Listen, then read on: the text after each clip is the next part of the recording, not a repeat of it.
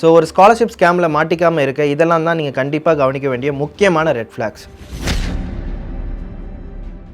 எந்த ஒரு முறையான ஸ்காலர்ஷிப்பும் அப்ளிகேஷன், ப்ராசஸிங், அவார்ட் கலெக்ட் பண்ண பணம் கேட்காது.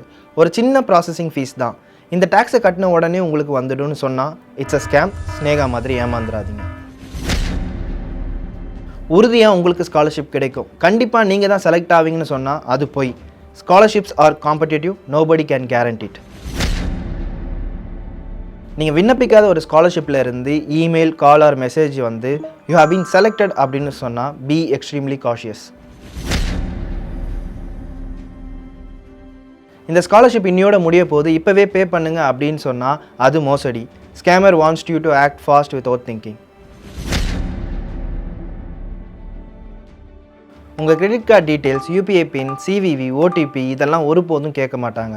நீங்கள் செலக்ட் ஆனதுக்கு அப்புறம் தான் ஸ்காலர்ஷிப் அமௌண்ட்டை டைரெக்டாக டெபாசிட் பண்ணுறதுக்கு உங்களோட பேங்க் டீட்டெயில்ஸ், ஐஎஃப்சி கோட் இந்த விஷயத்தை மட்டும் கேட்பாங்க.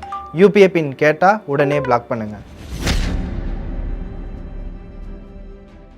எல்லாருக்கும் தெரியாத ஸ்காலர்ஷிப் லிஸ்ட் எங்ககிட்ட இருக்குது, அதுக்கு நீங்கள் பணம் கட்டி வாங்கிக்கிங்கன்னு சொன்னால் டோட்டலி ஃபால்ஸ். ஃப்ரீயான லெஜிட்டான ஸ்காலர்ஷிப் போர்ட்டல் நிறையா இருக்குது. ஒருவேளை நீங்கள் ஒரு ஸ்காலர்ஷிப் ஸ்கேமில் மாட்டிக்கிட்டாலோ இல்லை ஒரு ஸ்கேம் ஆஃபர் வந்தாலோ அதை கண்டிப்பாக ரிப்போர்ட் பண்ணுங்கள். இதை உங்களை மட்டும் இல்லை, அடுத்தடுத்து ஏமாற போகிற எல்லாரையும் இது பாதுகாக்கும்.